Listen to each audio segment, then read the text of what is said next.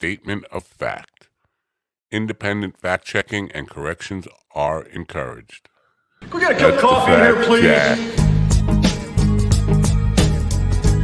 All full of smack and crack and whack and jack.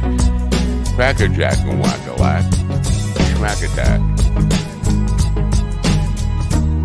Oh. Oh no. Oh no.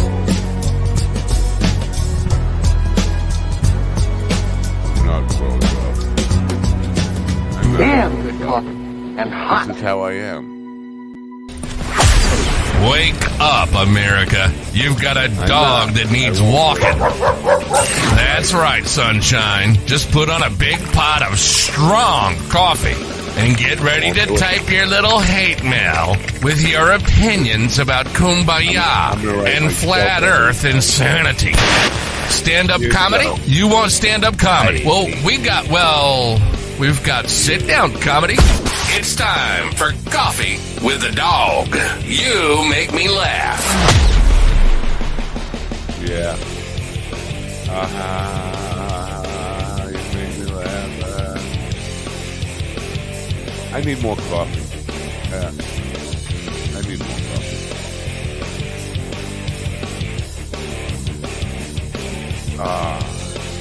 That's better.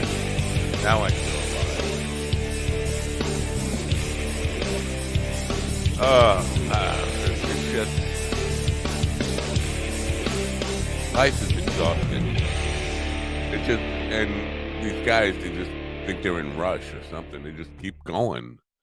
Got to get that band to know when it's time to just chill out. Maybe end a few notes sooner. We're gonna have to fire the whole band. Good morning, folks. It is Tuesday. I don't like Tuesdays either. October 10th, 2023. This year is almost over already. The years just fly by. Anyway, I hope you're having a wonderful day. Better day than me. I'm just grumpy. Is that a surprise? Have you never seen me grumpy before and tired and exhausted? Good news. Goldust Woman got the Facebook page back. Finally. Ironically enough, just after I was bitching about it last night, how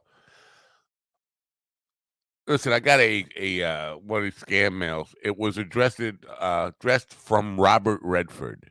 Maybe I should, if I could, pull that up. It's probably a little bit of work, but scam mail, not spam mail, scam mail, addressed from Robert Redford. I gotta pull it up and read it. It's on my Facebook page, so it shouldn't be that hard. Maybe it is that hard. Oh, here it is. Oh boy, it's small. Here, so it's from Robert Redford. It says, "I hope this information meets you as well as you know.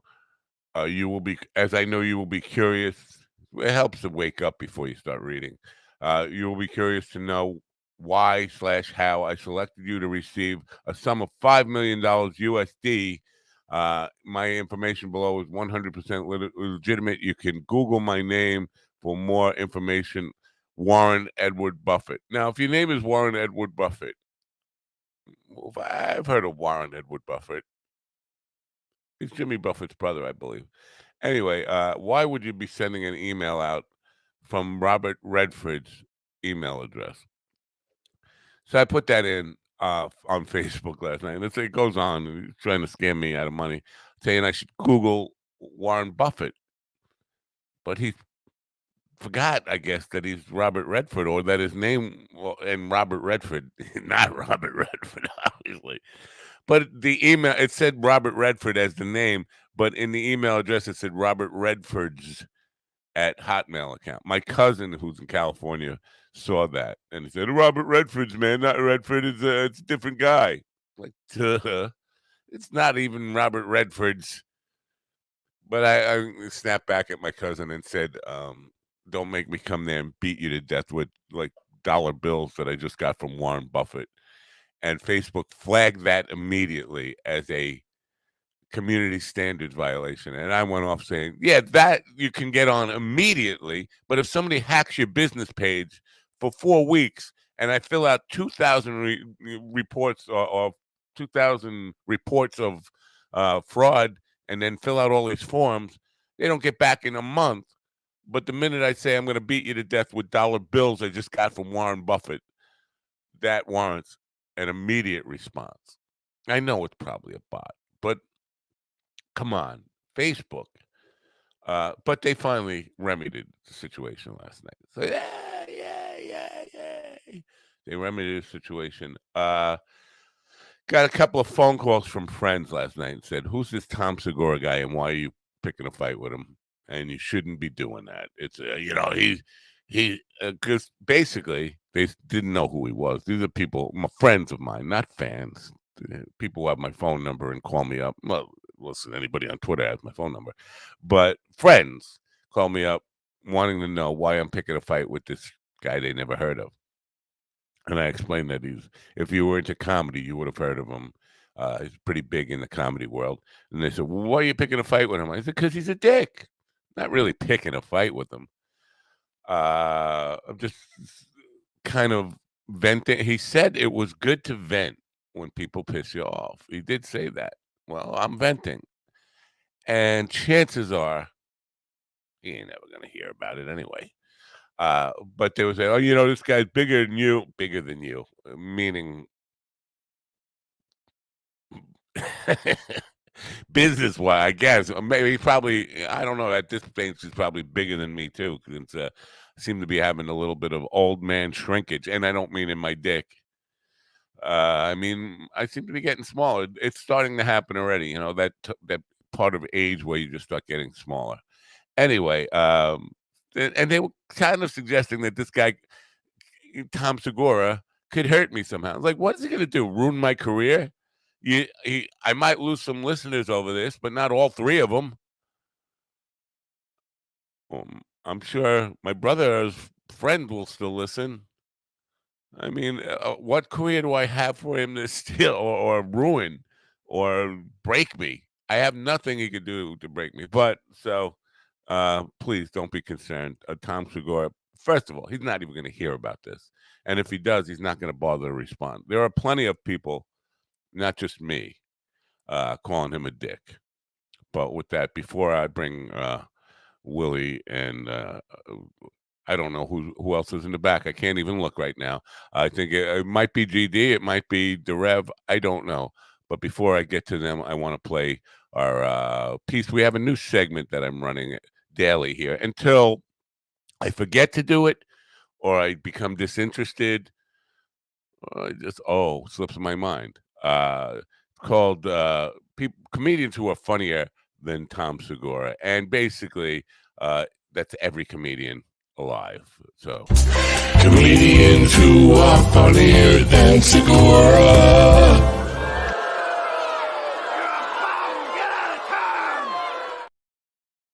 Town. Today we are highlighting Joe List, who is definitely a lot funnier than Tom Segura ever was. Joe List is a guy who doesn't punch down on anybody except pilots, the way Carl punches down on firemen.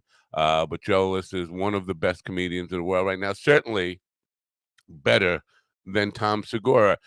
Joe has a special out now on YouTube. Funny special you should check out. And it's also on Punch Up.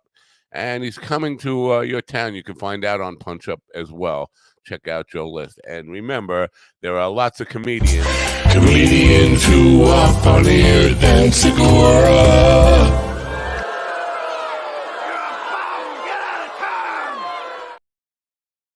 Out of town. And the gentlemen are here this morning. Oh, it's Rev. Look at that. He's sleeping. Wake up, Rev. No, I was praying. You pray for me so that I don't get my ass kicked by Tom Segura. Naturally, I'm just praying that he knows who you are. Exactly. I mean, if he chose to pursue this little thing with me, it would be good for me. It'd be bad for him, but it would be good for me. Somebody might actually know who I was. I might actually gain a listener. Yeah, the thing is, he only punches down, and so he actually probably won't even look up to see you. That's true. That's true. Well, I am shorter than him, and Willie is always muted. You know, Willie, you're muted. You know that? You're muted. All right. Okay, I'm sorry. I'm sorry. That's fine. I don't It's know. kind of a thing. It's your brand. Your brand. It kind of is. It's got to be because I never shut up. You know what I mean? And like, it's got to be some kind of karmic thing coming back at me. I'm sure. Right. So anyway, yeah. So if Tom Segura decided to just even snap back at me on Twitter or something, it might actually get me 2 new followers. I'm getting aggressive there. 2. Right. Yeah, it'd be good for you. It'd be all right. So, yeah. So don't call me up, and I know people are concerned, and they're really genuinely worried about me. Did you like that video I sent you though, with Bill Burr and Christina P? Yeah. They were on the podcast talking about what a psychopath Tom is. And there were red flags all along. Somebody left a comment. Yeah, from the very beginning, Christina P should have just ran the other way. Like, clearly. Like, Bill Burr's just sitting there listening to them tell these like early relationship stories. And Bill Burr is just like, what in the fuck is wrong with you, Christina? You can see it in his face. It's fucking beautiful. Here we go. Captain Oblivious 5181 on YouTube left this because I posted that video where I ranted about him the other day. Says his specials aren't that funny. If it weren't for his podcast, he wouldn't be anything. He also stumbled into comedy. I believe it was the Kevin Smith episode of Your Mother's House. He told his origin story into comedy world. So apparently Tom came out to LA to try acting and started taking acting classes in which he met his wife, Christina. So as Tom told it, he was hanging out at the comedy store, and he befriended a few comedians who thought he was funny, even though he wasn't a working comedian, and introduced him to Mitzi Shore. Tom actually stumbled into the comedy world. He has made an astonishing career out of being a podcaster with his wife and continuing with Two Bears and Bert. But his stand-up kind of speaks for itself. Shitty storyteller that finds human suffering hilarious. Well, there is humor. To be fair, in human suffering, that's where a lot of humor comes from. So I can't fault him with that. Along with the Poors videos he keeps putting out. That bothers me too. That he calls people the Poors, like it's I don't know, like a whole new ethnic group. The Poors. He's a guy who understands that if you want to be successful quick, you have to pander to the rich and wealthy, which is what Tom is good at. He's built his career. He's a very successful con man. So it's not like generally people would take any celebrity side against me on YouTube. That's the first time, or a couple of people have made comments in support of what I've said about. And a pretty pointed response too. You know what I mean? Like, yeah. I didn't know. Obviously, he's very divisive. He's trying to create a division between standard and poors because usually they're together. So usually when you hear them, they're like together all the time. And now he's just trying to create a division between them. And so I don't know how I feel about that, to be honest. Because do you think rich people really that will endear you to rich people just by punching down on the poor people, or you think that's I totally do. Yeah, I totally do. It worked for Rush Limbaugh. Because this is the thing, when I think about it, and when I really we talked about this before, the reason I stopped watching Two Bears One Cave is one day, like, I was listening to the show and I realized that I was just listening to two of the assholes from junior high, talk about people. And I was like, dude, I couldn't stand guys like this when I was growing up. Why the fuck am I listening to them now?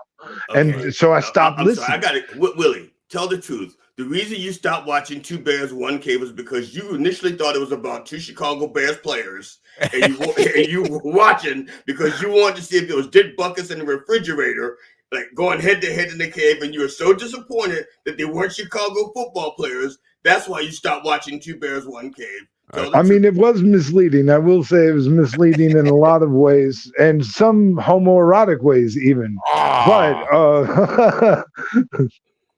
Yeah. oh my So, god! guess what? Our first guest, Janet Fortune, has already have to reschedule. She's not going to be here. Oh no, She's had some misfortune. No, she's fine. She just she didn't see it coming either. right. It's just, she's They not a never see it coming. What is up with that? she's not a Fortune- fortune teller. But I'm Oh, disappointed because in her bio it says she really works dirty. And I was It looking says she forward to fucks somebody. musicians. yeah. There's nothing dog likes more than talking to a dirty lady. Yeah. No, she's not old. No, she's 41 and she says she likes to fuck musicians. Yeah, she likes to fuck musicians. Hey, That's I just put out some music. part of That qualifies. No, what was this? What was this thing you had going last night? Somebody critiquing one of your songs or something? Oh yeah, so yep, I did Dirty South Radio. I submitted to do. They got like a review show that they do, and it wasn't great. I got a 5 out of a 10 scale for Get Up Getting Down, but like he bopped his head a lot to it because like I was watching it and everything, and he bopped his head a lot to it. But and he said that like it was good, but it like he wasn't crazy about the mixing and the mastering. But like he didn't say it sucked or anything. He just wasn't crazy about it. So and I get that. Not everybody's going to be crazy about what you put out there, and it is like my first foray into this stuff. So it's not at least he didn't burn it. He didn't like say that it was garbage or anything. So I don't think you can. But to be, you should have said first of all, I didn't mix and master it. But if you know better, I will be glad to send you the raw tracks. You think you can do a better job with it? I'm not guaranteeing I'm going to publish it, but put your money where your mouth is. You're going to be bad mouthing somebody else's work. What do you got? Yeah, I'm sure the boys at Heathen House didn't appreciate hearing that if they were listening at all. Yeah, well, and he has to listen if you're gonna do that. This is why I don't like, and this wow, so I don't like critics because you can't be positive everything. If that's all you do is say, "Wow, that was really good. I'm really impressed." Nobody's gonna listen. You're not gonna, right. You're gonna lose your credibility. So you have to be a little negative. But on the other part of it, if you haven't done it and haven't done it better, where do you really get a foundation to be criticizing somebody else's right work? well I mean I think he's been this guy DJ Hollywood. I think he's been a DJ for like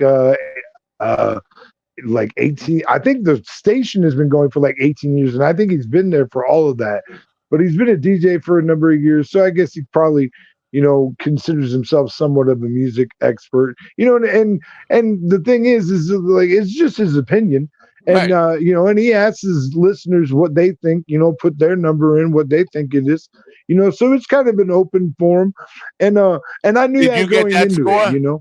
Did you get Huh? the listener score? Did he tell I you didn't what see anybody in there, but like when I was on there, because I was really early on, I bet you I was like maybe the 3rd song on a 2-hour program. And so like there was only like maybe 7 listeners on Instagram, at least that I saw for the number that was up there. But Right. All right. So, but that leads me into because this sorry. weekend I watched the Road Dogg movie, and I was really looking forward to it for over a year. I had heard about this movie. It won awards. Doug Stanhope won was best actor in one of the independent movie awards thing. And I watched it Sunday morning, and I know I'm gonna. This will piss more people off than the Tom Segura thing. I promise that. I didn't like it. I didn't like the movie. I think Stanhope was a good actor in it. He had moments. I think the script was weak. For me, and I know. Listen, I know. I just said if you haven't done better, where do you get a foundation for it? I'm just saying as a consumer. I'm not because I know how hard that film was to make. For a guy, Greg Galena did it on his own. He's a director, but he's also a musician. He did the music on the end of it. And that feels like, wow, you're doing a lot already. And it turns out, I looked in the credits, and Stanhope's entire crew, his wife and Charlie and people like that had official roles in the movie. It's just like very low budget. So can you get your sister to be the set designer, that kind of thing. So I know how difficult that is. But winning awards and stuff and all the advanced praise got me thinking it was going to be really, really good. And the story, it's not a new story. It's about a drunk guy whose kid shows up. I hate to ruin it for people. It's about a drunk guy who's drunk. No matter, it can take the stand-up comedy element out of it. It's about a drunk whose kid shows up that he never knew, and how the guy is just drinking himself to death, and that's basically the story. And Stanhope plays that guy pretty well at times, but some of the script stuff was really contrived, and I feel bad saying that because I know a lot of people who are Stanhope fans I think they'd probably be shy about saying that. They don't want to ever be critical or say anything negative about somebody. And I know there are going to be people who are going to be angry at me for being just a little bit critical and like where you get off. And it's just my opinion. Like Will said, it's just my opinion. I didn't enjoy it. And I felt like very disappointed that I anticipated it so strongly for over a year. Anyway, have you guys know anything about the movie? No, I was gonna ask where you can like stream it on or whatever. Well, I wanted to tell you this because I found this out while looking for it. If you get a library card, you can stream almost any movie for free. There's and I'll send you the link to it. I found it basically. Basically, you tap into the library system, and all new movies that come out, they will stream it for free as long as you got a library card. I bet you I have like a $50 fine at least 3 different libraries. Oh, Bookman. I just saw a clip from that Seinfeld episode where the guy comes back from a book. Yeah. 1971. Oh man, who was the old guy that played that? God, that guy was great. The guy who played he just died recently. That guy. Yeah, he was fabulous. So yeah, he was good. Man, I love Seinfeld. That's such a good show. It was a good show. Did either of you guys see RFK Jr.'s announcement thing yesterday? Speaking of Seinfeld, no. What did he announce? He's announcing that he's leaving the Democratic Party and running as an independent. People knew that for 2 weeks, right? But his announcement thing was like a scene out of Curb Your Enthusiasm. It was just ridiculous. But I mean. You got to see it. His wife calls him up to the podium, and he's like, "I can't find my notes." I think this makes things interesting, though. This really makes things interesting. Oh yeah, it definitely does. I think he could actually win. Now, because he could draw enough. Politically inclined. He likes politics. Yeah. Because how many Democrats really want to vote for Joe Biden if they don't have to vote for Joe Biden and they don't have to vote for Trump? You're really going to tell me they're going to, you know what I mean? 7 is the number. That's how many. and 2 of them are Tom Segura fans. Oh my God! No. You have that. Rev, what do you think about RFK thing? Did you see the announcement first of all? First of all, holler back to something that you had said. You called him RFQ Jr. by mistake. And no, not by mistake. That's habit. I've conditioned myself to call him. Oh, okay. Because I accept that moniker for him, RFQ Jr. That's the first thing. And the second thing is I don't think he can win unless by winning he means fuck it up for everybody, because he is a conspiracist theory person. Right. And so, for him winning would be throwing a hand grenade into the whole fucking thing, because even the Kennedys don't want him to be a Kennedy anymore. Right. His family disowned him. That's the best part. That's the best part. Yeah. But I do think if he takes, because I'm sure he takes away from both of them. There are, like Willie said, there are Democrats who want no part of Biden, and they're not. I think in the end, they're going to stick with the Democratic Party, but there are definitely Trump people who are tired of Trump and understand that Trump might not be allowed to run. He might not even be on the ballots. So then all those cute people who were in Trump's corner will be on Kennedy's, ballot if Trump can't run. Well, I'm thinking Right. that the Kennedy wing of purgatory is full, which is the only reason why RFK Jr. is still alive, because they've taken like almost every other Kennedy and all of a sudden they stop. I think it's because that wing is full. He's just lucky. He's just lucky to be a Kennedy, but they don't want to be a Kennedy anymore.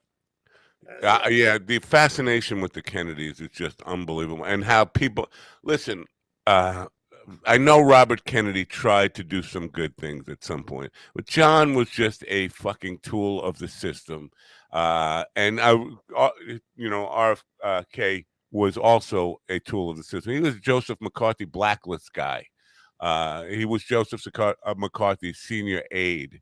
So, and a Republican. He decided as an opportunist when his brother ran as a Democrat to become a Democrat. So the whole Kennedy family comes from really bootleg money. Yeah, bootleg money.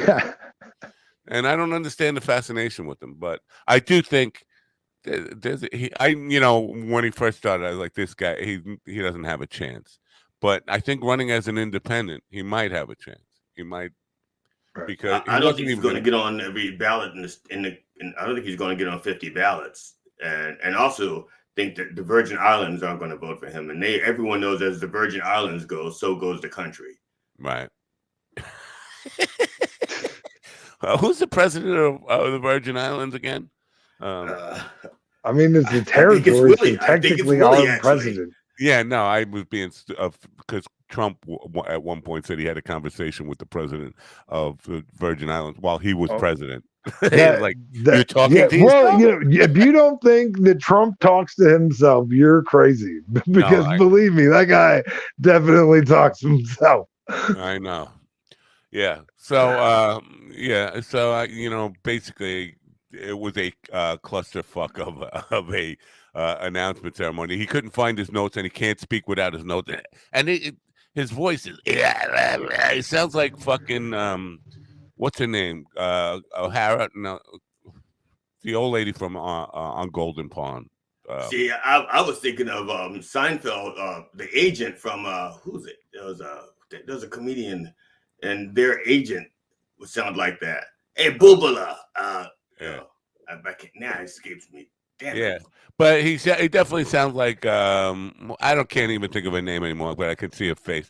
But the old woman from on Golden Pond, that's what he sounds like. His voice is just shouting, but he's like, I can't find my notes, and then it was upside down, and it was just like, who wrote this fucking thing, Larry David? Because it definitely seemed like a fucking Curb Your Enthusiasm skit. Is that the same woman from Throw Mama from the Train?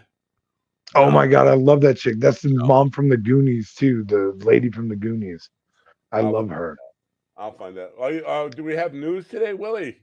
I do not have news today. I mean, that's there's fine. a big. Did you know that? So people are freaking out around here because there's going to be this solar event, this Ring of Fire eclipse that's going to be happening on the 14th. There's like aware. 6 different viewing locations in my small town. Just in my small town, they're going to have like 6 different viewing locations. It's weird, man. It weirds me out because it's the same kind of eclipse that happened in Apocalypto, and I think some weird shit's going to happen. Wings of eclipse will not protect the. Oh no, that's not. Take wings of eclipse. No, wings of fire eclipse, right? That's what you're calling it. Ring of Fire eclipse, yeah. Fire. Like the Johnny Catherine Cash Hepburn, song. by the way, is the woman I was talking about.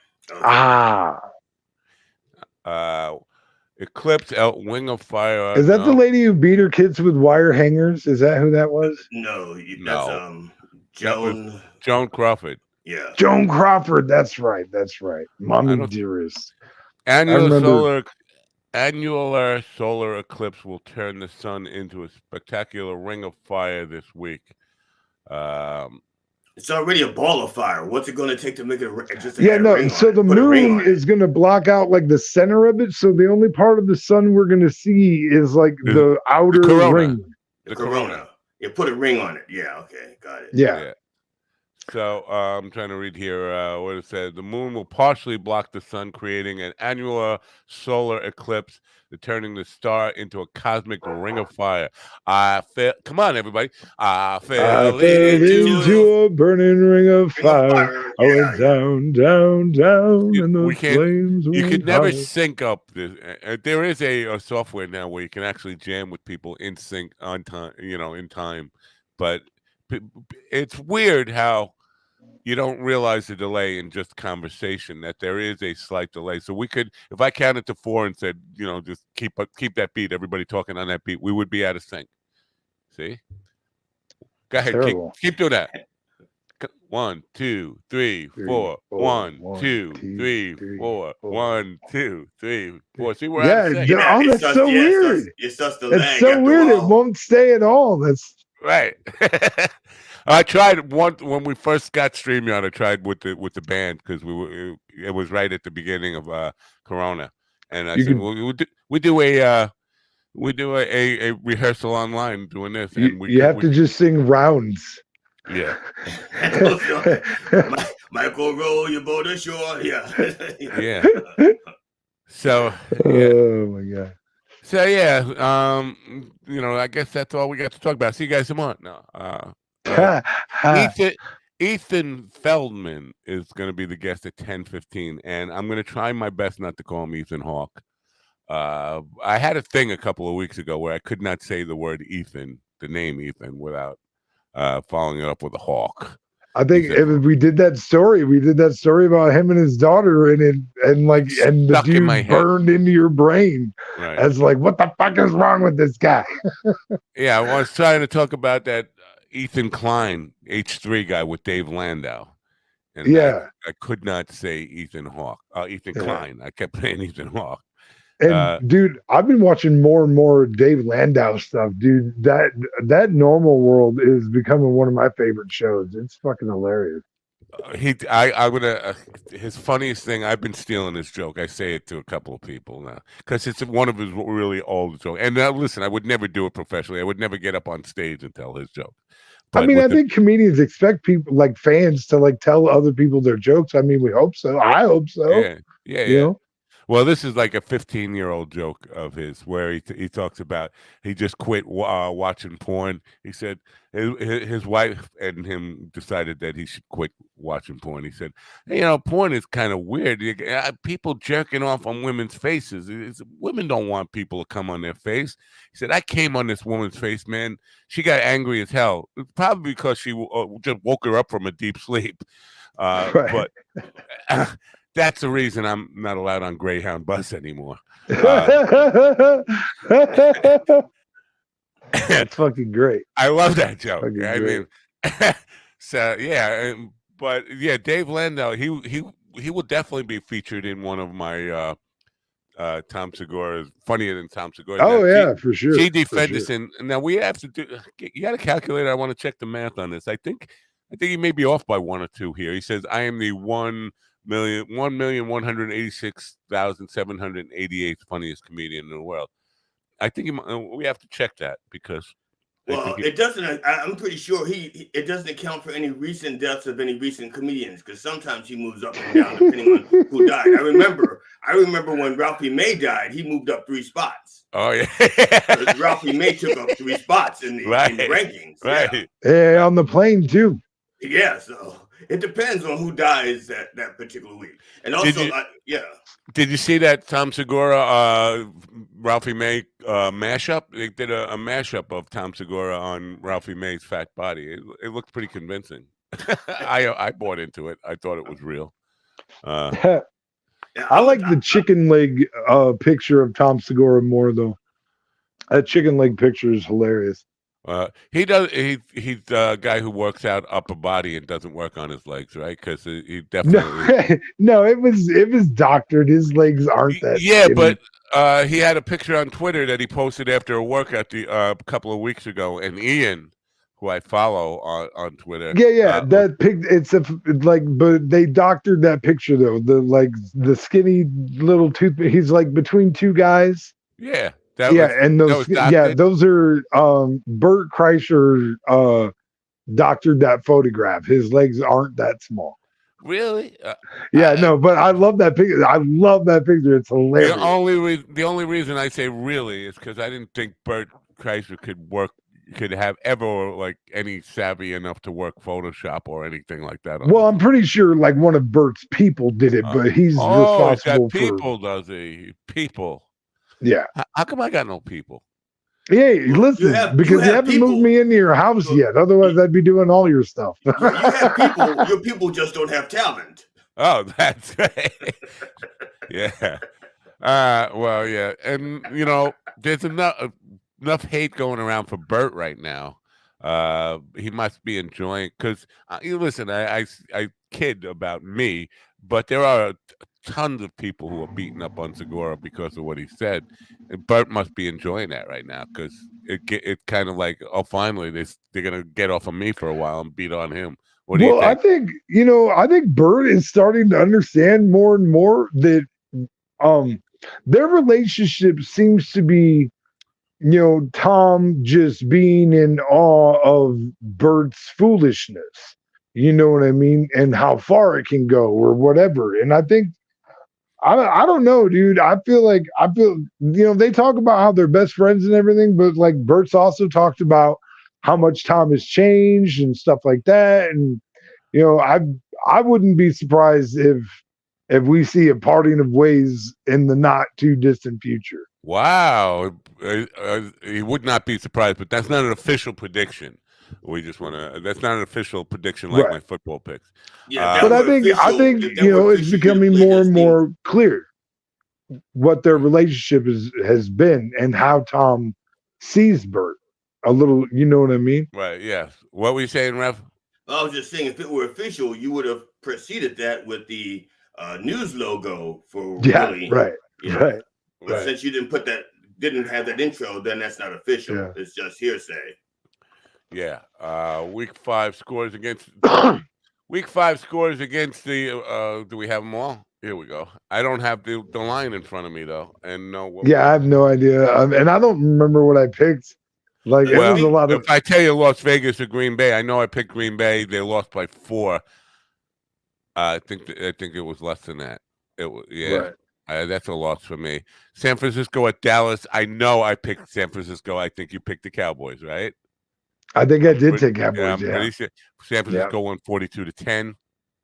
Yeah, 42-10. Yeah, it was bad. It was bad. San Francisco whooped them. Kansas City, Minnesota. I think we definitely both picked the Chiefs at Minnesota, and Kansas City won by 7. So we both won that one. Well, what was the line, or what was the line though? But they were. Because I bet you Kansas City was giving up points. Yeah, but not 7, and they were in Minnesota. I think it was only 2. Pretty sure it was 2. Jets won over Denver. They won the game outright, and they were underdogs. So there you go. That's all we need to know. The rest, I think we can stop with the football. What do you think? Are we ready to give? I mean, I don't think anybody cares that we're doing picks. No, but we were trying to drum up some business for mybookie.com. I think it's worth noting that the Magic 8 Ball was 100% last week. I just think it should be noted that it was 100% in all of his picks. I think it lost the Pittsburgh-Baltimore game. Remember what it said about Pittsburgh and Baltimore? I don't know. I can't remember all my lies. I can't remember all. Well, it's on tape. We can go back to the tape. Hey, Jimmy, roll the tape. Don't worry about it, Jimmy. Whatever it is, it's wrong. You can't believe the tape. Yeah. It turns out Jimmy just died of a heart attack, so we need to replace Jimmy pronto. Prayers do get answered. Fucking Jimmy. Anyway, yeah. Speaking of fucking Jimmy, I just have a question real quick for Willie. Where did they find your book in the airport?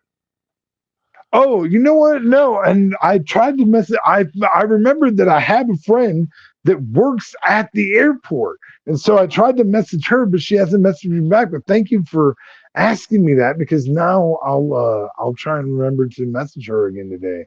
Well, you had talked about. Look at me! I just made myself all weird looking, like I wasn't. What am I watching? Yeah, no kidding, right? But you talked about getting the tape, and I was like, "What the fuck are you gonna do with the tape? What if you? Okay. You mean from the Denver airport? Yeah. Okay. So let me fill you in on that. Okay, so this is how that goes. We could totally get the surveillance tape for that, but what I need to do is I need to narrow down the time frame that I need them to look for because they charge like $33 an hour to review tape. So you want to try and like have the smallest window for them to have to look for. Otherwise, you're going to have to pay a buttload to get the footage that you're looking for. But you have the time for your flights, though, right? Yeah. No, through my messages and stuff like that, I should be able to narrow it down to a pretty small window, and I know like what corridor or what I was in Terminal A, so the track the moving sidewalk on Terminal A between these gates, like I can even know what gates. You know what I mean? Like I might not be able to know what gate I came in at, but I can know where I ran to. Because I was running and my fucking zippers on the side of my bag just slowly worked their way open. And like it was like a middle compartment. So like there was other stuff in the bag. So it completely just like flipped open and just my sock, and it happened to be the compartment my socks and underwear were in. And so they're just spread out along the fucking moving sidewalk. And dude, it was ridiculous. We have to get the fucking tape because it's gonna be. And I shit you not, bro. I really fucking did well about gathering everything up, getting my bag still right because I'm still trying to run and catch my flight. I'm not trying to get this catastrophe to be the reason that I don't catch my flight. So, like, I'm still trying to move fast and everything. And then I had a water bottle and I had to kick that and grab that. And yeah, it was, dude, it was a whole fucking fiasco. But I feel like I handled it perfectly. Hold up here. But it's a beautiful thing. First of all, when you said the zipper, I was sure you were going to say you were running and your dick fell out and whatever. No, no. But let's say you get the tape and you see, okay, there's where my notebook falls out. Now some gray-haired old lady comes over and picks it up. And what are you going to do with that information? Okay, some gray-haired old lady who was in Denver for maybe an hour on that day has my book. No. My notebook I left in Sioux Falls. I thought you were talking about. Okay, so you said the tape. The notebook I left in Sioux Falls, along with my bear's pillow, by the way, that I like take with me everywhere. And life has not been the same without it. I just want to say. So what are you getting from the tape? You just want the tape. The tape. Okay, so the tape. I thought you mentioned the tape because the tape is the Denver. And when I was going to Sioux Falls, my are we boring you, the great Quaid? Jeez. When I was going to Sioux Falls, my bag came open and my fucking socks and underwear went everywhere, and I had to stuff them all back in my bag to try and make my plane. And we got to tell a different story because we're putting Quaid the Great to sleep. Well, I just have a question, and forget Quaid the Great. I have no idea who he is. Never heard of him until just now. The underwear are these your wearing underwear, or is this your collection from your panty raids? Oh yeah, no, I don't have that collection anymore, man. I wish I did. Bro. That you lost him at another airport. No, when I had my suicide attempt in 2018, they were all on the gear shifter of that car, and I totaled that car. Now you really bummed the whole show out talking about suicide and stuff. I'm just answering the question honestly, bro. Jeez, what am I supposed to do? Hey, I'm still here, right? That's the good part. That's the bonus. It's just a testament that he's a failure. That's all. No. Oh, fucking Reverend. That got me right in the spirit. That was. Oh my god! You know about that Russian guy who he threw himself off the top of a building and didn't die. He landed on concrete. He just like broke his shoulder and then walked back up and did it again. Holy fuck! Now see, that's commitment. Like there was one time. There, no, because that's really being committed to the act. Because like there was one time I was kind of thinking about it. I was outside my buddy's house, and there was some sort of like sanitation treatment center or whatever. So they had fencing, and on the top of that fencing was like 3 rows of barbed wire. And I thought to myself, what if a person who wanted to do that, like just put themselves on that top one and just went like back and forth. I was like, that takes a high level of commitment. Like you have to really want to kill yourself to go that far. You know what I mean? But I could see like that would work. That would do it. Probably, you know what I mean? I was just like, I don't know if I should, I probably shouldn't think about this much longer. And so then I did my whole thought, like redirecting exercises, because I was like, that's not something I want to think about for too awful long. Like, well, I've been trying to kill myself with old age. So right. I'm just trying to age out. That's right. Just trying to age out. Yeah. I mean, anybody can just throw themselves under a train, but I try and think of creative ways. Yeah. All right. We have to play. On that note, you should be creative if you're thinking about doing it. You should be creative, and Creative Live has. It's not Creative Dead. Creative Live has over 2,000 courses, none of which are on how to kill yourself. It's time. There's beautiful things from here on out. Dreams won't work if you don't. They never happen overnight, and they rarely follow a straight line. Excellence is a result of the hustle, consistently pushing to do better. And success looks different for everyone. CreativeLive.com charts paths and tailors content for students, but they also encourage independent thinking and exploration. Go outside of your comfort zone. Who knows? You might actually like it. Right now, you can get up to 70% off through this exclusive offer for Coffee with the Dog.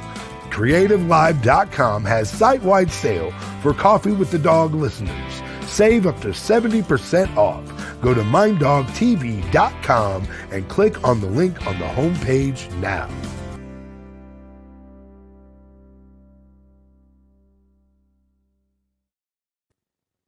Mute yourself. I don't know why it mutes you every time you go to a commercial. Willie, you're muted again.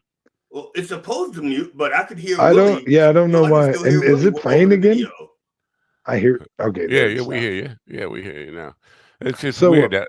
But it says dreams don't happen overnight, and they rarely follow a straight line unless you're jumping off the top of a building. I think basically that is a straight line. Well, it's an arc first. No, yeah, there's definitely an arc to it, especially if you consider the rotation of the Earth while you're falling. Just to be clear on YouTube, we're not condoning suicide or suggesting. He's not condoning it. I'm saying it's still a viable option to some people. I'm just saying Reverend. Are in a state where the pain. No. I'd just like to say that Reverend Jelly Roll is a comedian of sorts, and this is not. He's joking. We are not. No, there are people who are in pain, who are terminally ill. He's right behind G.D. Fenderson on that list of right after him. I'm just saying there are people who are terminally ill. There are people who are terminally ill who would like that option, and I'm just saying. Dr. K made that point, and where did it get him? Prison until he died. Yeah, right. but I'm not out doing it. I'm just saying they should have the option. I'm not saying that I'm participating. It's like choice. I'm saying a woman should have the right to have an abortion, but you're not going to find me with a coat hanger digging one out. So that's what I'm saying. It's choice. I'm not saying I'm doing it. It's just all right. So thank you. This will be our last show, apparently. Oh my god! Oh my god! Thank you for watching. 5 years was a good run. We almost made it. No. Oh my god! Almost made it to 500 shows. The Church of Massachusetts has been canceled before its first episode. Yeah, right. Yeah, the Reverend just took himself out. Like the Reverend committed suicide right here on this show. What will Willie do? What would Willie do? T-shirts are now being returned. I don't think all the platforms would basically ban me or ban the channel. I think just YouTube really. I think Rumble, anything goes over there. You can say anything you want according Right. to their. Well, so one thing I do want to say, and I say this in all sincerity because I have a lot of crazy ass thoughts sometimes, but figuring out positive ways to express those thoughts and feelings that are not harmful to me or others has been the most freeing thing that I've ever encountered. You know what I mean? And to be able to get that stuff out without ick following it, you know what I mean? It's a beautiful thing.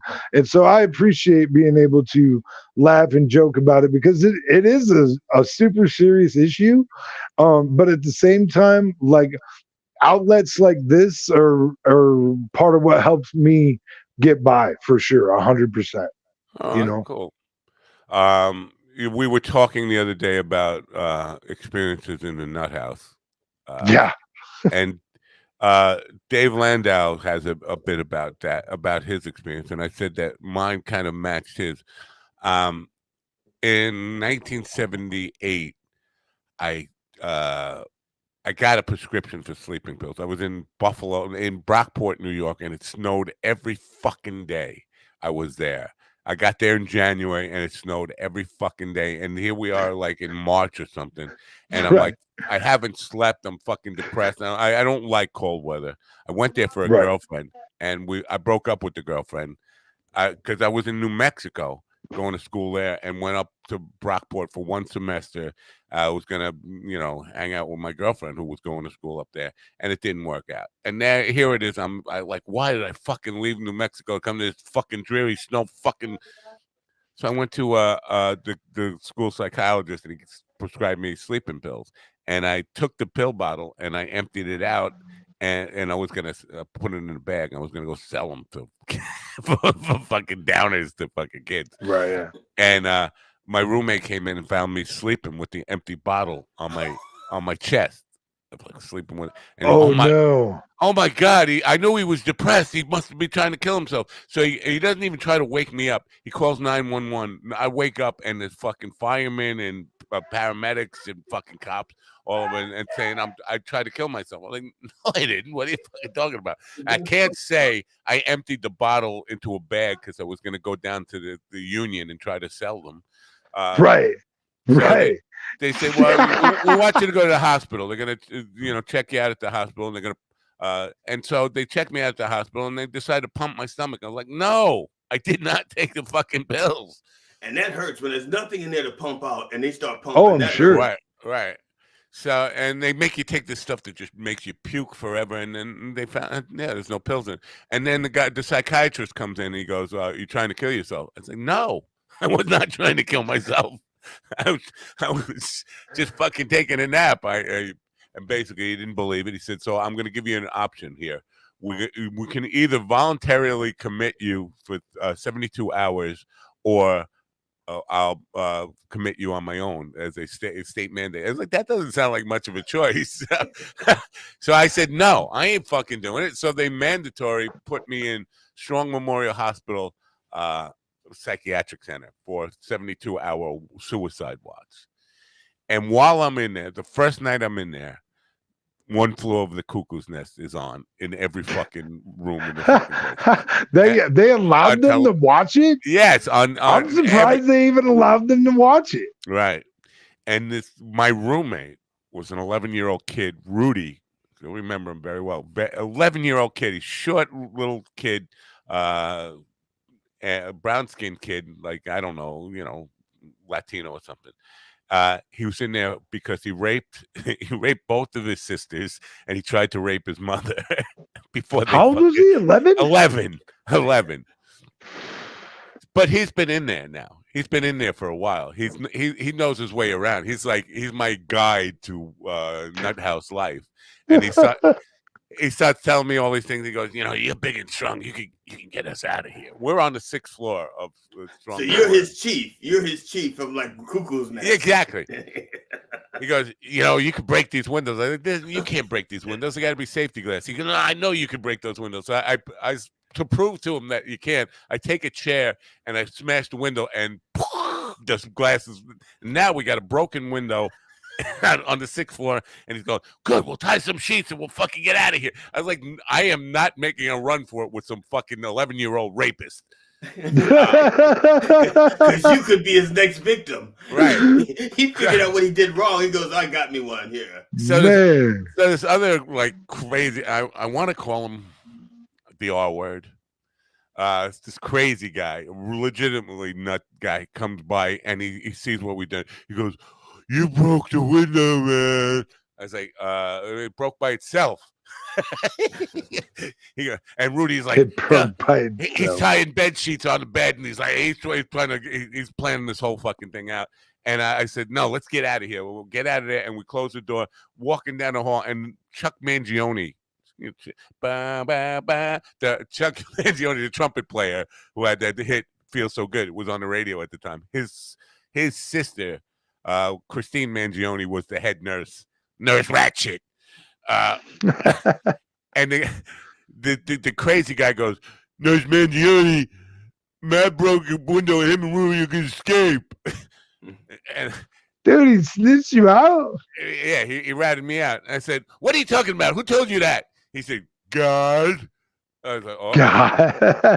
God. So they moved me now, and they moved Rudy too with me up to the next, up to the. They just moved you to a different unit together. Yeah. Like they didn't separate you guys. Like, oh no, they separated us. We were different rooms, but we both went up to the higher security level on the floor sure now, and that's where One Flew Over the Cuckoo's Nest was on, and basically we watched that like it was, it was educational. It was like right, yeah.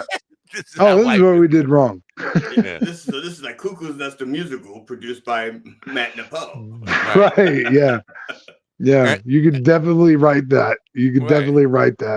Right. But so, and then every like 6 hours, I had to get interviewed by a bunch of psychiatrists. Just ask me the same questions. Are you hearing voices when you listen to the radio? Do you think your songs are playing just for you? When television commercials come on, are they talking just to you? Only when like I'm watching One Flew Over the Cuckoo's Nest in the fucking cuckoo's nest. So that story is going to be in your campaign video. Listen, the thing is, they didn't vet George Soros that well, but I'm expecting that Soros? You mean Santos? Santos. Well, Soros. Yeah. They vetted George Soros slightly, but not enough. Anyway, but Santos, no, they didn't vet him at all. But I'm assuming that if it gets down to it, and anybody sees me as a real possibility in the race, well, they're going to make up for it. That's what I'm saying. They're going to make up for it now because they didn't do squat on him. They're going to dig all up into you. They're going to dig every dingleberry you ever had. And that story is probably one of the milder ones, or definitely one of the mild ones. If they want to bring out and I'm very open about that I've led a fucked up life, man. And when did your interview get rescheduled? That's a good question, Erica Bradley. I got to look up because she's watching this right now, but taking notes.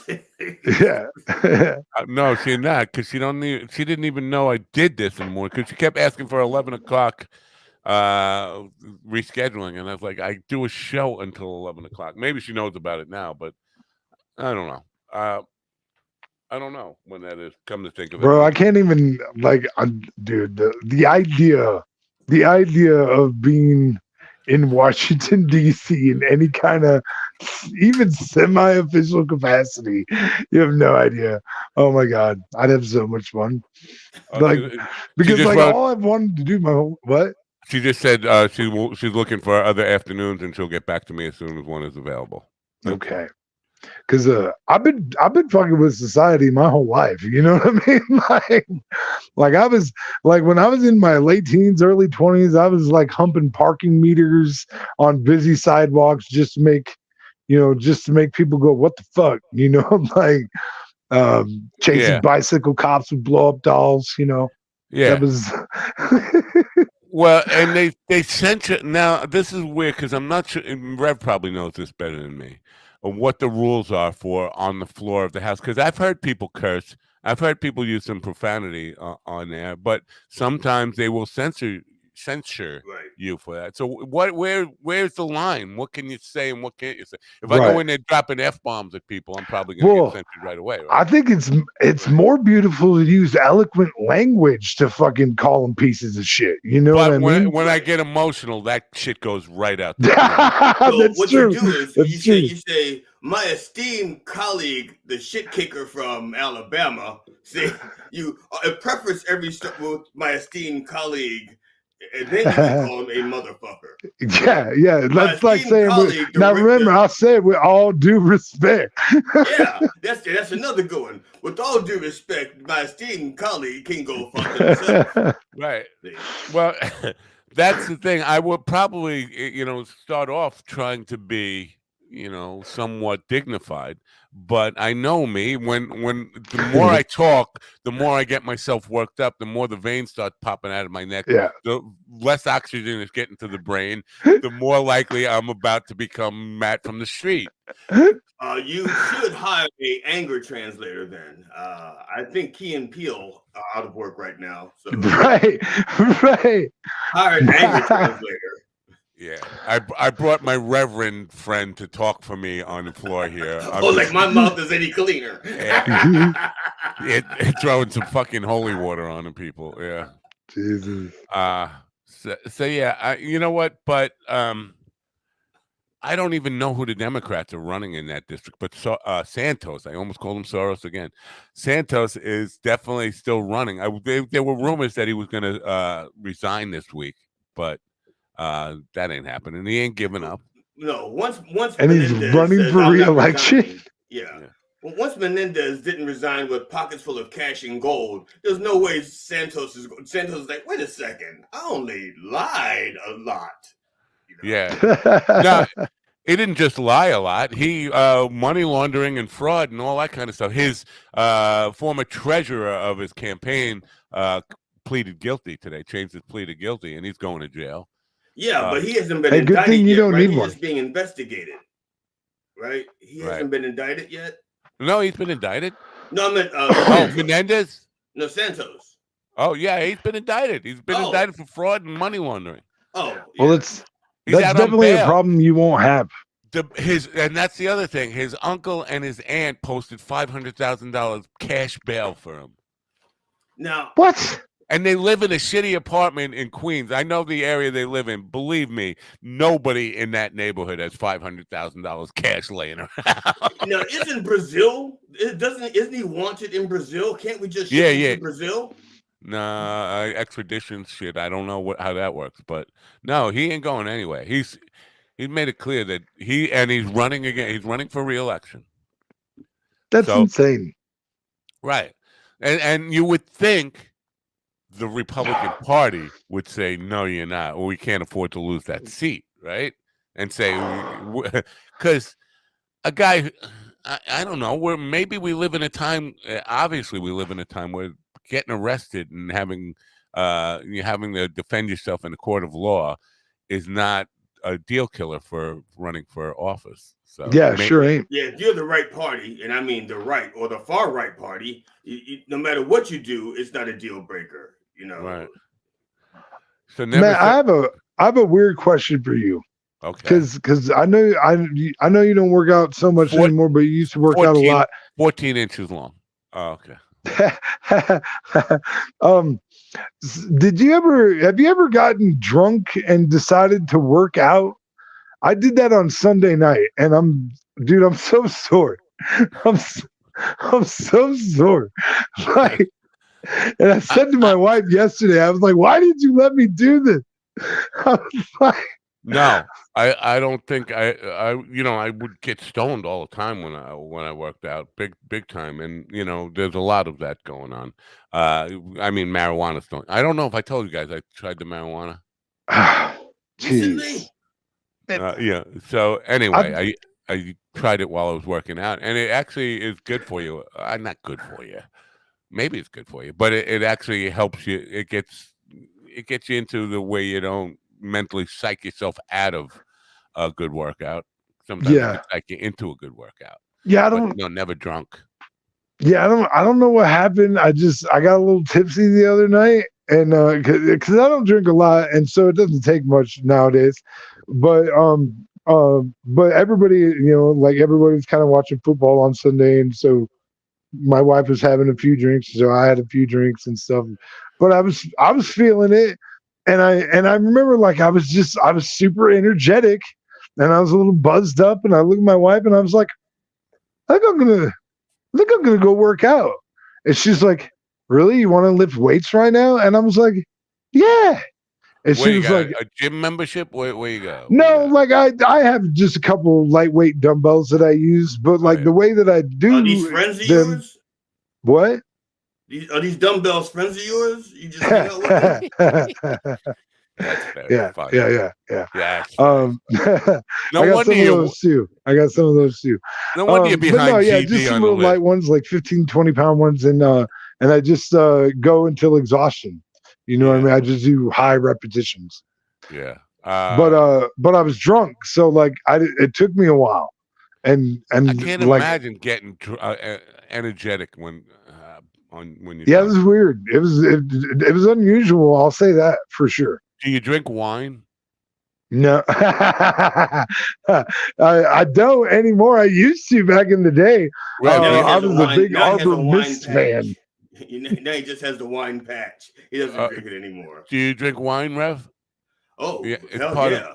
of. Okay, because we have a new sponsor coming on board now. They're not here today yet. We don't have the commercial put together, but Naked Wines, they've been with us before. It's a really cool idea where the consumer hooks up with the winemaker directly, and you get these. You're like an angel investor, and you get a case of wine for $34. Basically, as like a monthly subscription thing that you can quit anytime you want, you can cancel anytime you want, but you become like a partner. You cut out the middleman, the store, and all that stuff, and you go Is that directly from to the winemaker. one particular one or various No, different there's ones? a wide variety of them. There are probably 100 different wineries and different winemakers that you can hook up with and become subscriber to their product. Very cool idea. Cutting out the middleman for hardcore winos. Yeah, bootleggers. Yeah. Yeah. But Kelly saw that last night, President Beanflicker. Yeah. Yes. And all she saw was the naked part, and she got excited and clicked on it. And, oh, it's wine. I said, well, if you drink the wine, the naked will come. Oh That's yeah, probably with the bean flicker. I bet you it will. Yeah. She was giving me flack about it. Lately, she just wants to argue with me all the time. But I think if you're really interested in naked, just any wine will do. But that's true. That's true. Naked Wines will be joining us as a sponsor later this week, I think. We'll have commercial set up for that, and the link is already on the Mind Dog TV homepage if you want to go there and subscribe to or find out about the deal. Find out more about the deal. Also, Daily High Club is back. Daily High Club they're not selling weed, but they'll sell you everything else you need. Yeah, they got glass and all that other stuff. Yeah, bongs and pipes, ladders, papers, and you can buy you get a special box every month full of paraphernalia and different kind of stuff. My wife's excited. She wants to join. She wants to join it like right away. All right. Now tomorrow I have the thing in Queens for Sarah's taping. Yes. And I was supposed to stop by. I'm still supposed to stop by Jackie's, but Jackie's is kind of out of the way to pick up some weed for you. Oh yeah. And maybe some weed for me too. From last year's harvest, he just harvested this year's. This year's looks really good. But my past experience with Jackie dries it out a little too much. You know how weed could get a little too dry. Yeah. Last time I went there, he gave me a shopping bag full of weed. But and the buds, you take the buds off and they just crumple into dust as you're taking them off. That's a little too dry. Yeah, that's pretty dry. Yeah, and I've never mailed it, so I could end up in jail for mailing you weed next week. Or I mean, maybe we should later not this talk about it on the fucking podcast. no, you're wrong. I think this would help the show. If you guys could carry on while I'm in behind bars or whatever, and it would help get some attention on the show. Maybe get some more listeners if we could just like spread the word that this guy got arrested for for saying he was mailing weed online. That would be a good thing, no? Anything negative publicity. That's what Tommy was talking about. It's called negative publicity. I think we got good things going too, though. You know what I mean? Good things are brewing, my friend. Like I've been talking to that guy you hooked me up with, and I think that's going to be a very positive thing in the near future. So, yeah, but again, I'm going to come back to this Road Dog thing. It's really hard for independent films and independent television shows. Oh, I'm sure. It really is. I mean, you can have the best ideas, but it takes a team. You got to get people really committed to your idea. And how do you get that buy-in? Believe me, this has been and it's a series. It's not a film. It's a series. Right. I told you about my friend who did the GoFundMe. I might have been Indiegogo. He did it here 9 years ago for a series. It was supposed to be like a Sopranos type series, but with some humor and a lot, kind of a funnier, half comedian, half comic version of The Sopranos. 9 Where years people ago. die laughing. Yeah, that's right. But he raised $12,000 for it and hasn't produced anything. And it's just like those people who sent in the money, they're not pressuring you saying, "Where's this fucking show I sent you money for?" or any of that kind of stuff. It's just a very weird. But he knows exactly how hard it is. He thought it would be easy. $12,000 is not enough. First of all, I mean, right, especially not for a series. Well, he was doing a pilot and going to try and just a pilot episode. Yeah. And see, you don't do a pilot. If you try to make a film, do a producer or do an editor. Do somebody with money. Just don't do a pilot because pilots don't have any money. They can't make any money. So if you want to do somebody, do a producer. Money. Pilots make really good money. Well, apparently not enough because he was doing a pilot and he only got $12,000. That's what I'm saying. Yeah. Well, I recommend Joe List's most recent special if you want to get the skinny on pilots. Because he's talking about pilots. We are pilots. They make all this money. They wear this uniform. You're supposed to have all this respect for a pilot. Their job is fucking easy.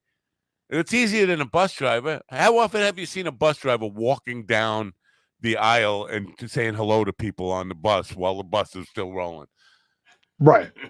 Pilots do that all the time. Like you're there reading your magazine, and the guy who's supposed to be driving the plane is looking over your shoulder and reading. Oh, that's nice. Like, who's flying? If that were on a bus, you'd be shitting yourself. And like pilots always have somebody else to take over for them, like a co-pilot. Like a comedian does. Imagine being on stage and saying, I don't know, I'm not getting the laughs. You try it. I mean, that's basically the co-pilot's job. So yeah, pilots are overpaid. Let's get all the pilots booted out. Oh, pilot strike. We need a pilot strike. Oh my God. No, because I'm finally starting to need to take planes places. I don't want to cause issues. Well, we had the air traffic controllers strike when you were a kid. Reagan squashed that and basically told them they were all fired. But imagine pilots just walking off the job. You get the plane up at 30,000 feet, and that's it. We're walking off the job. Land it yourself. We're on strike. that strike would get settled pretty quick.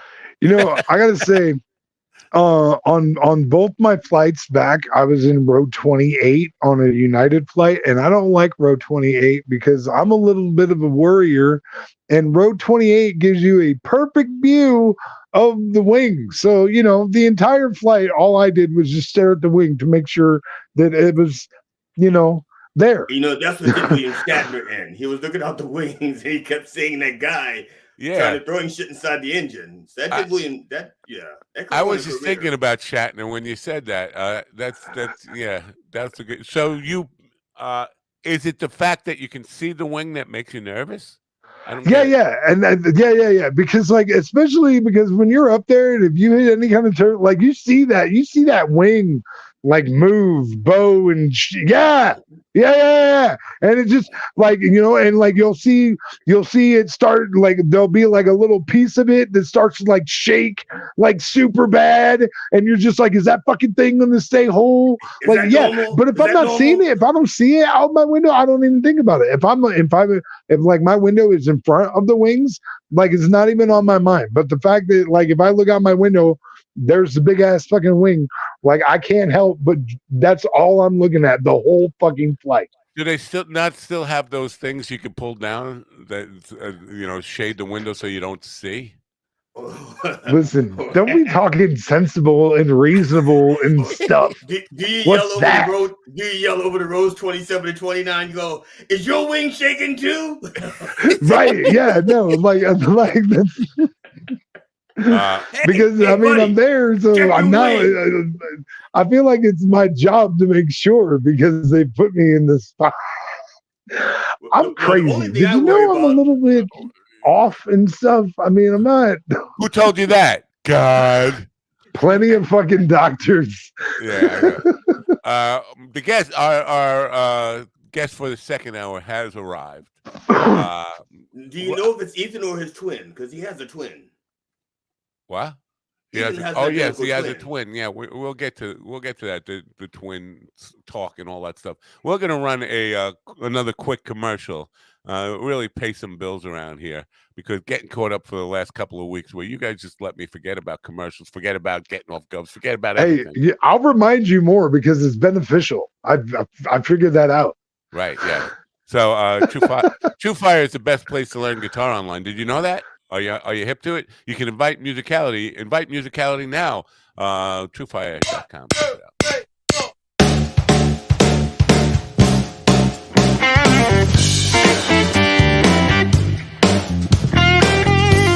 Over 2 million guitar players worldwide learn, practice, and play with TrueFire. Our learning tools and massive library of video lessons will ignite your technical skills, harmonic knowledge, rhythm playing, and soloing chops.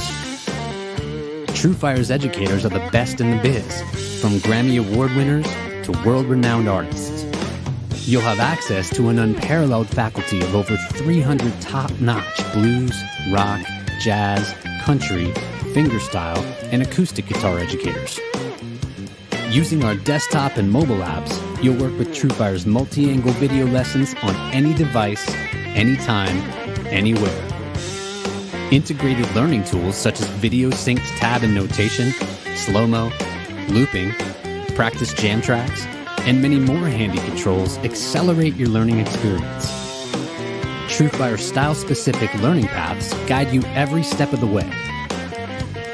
Use our assessment tools to find your starting point, then follow our lesson recommendations and track your progress as you work through your personalized TrueFire study plan.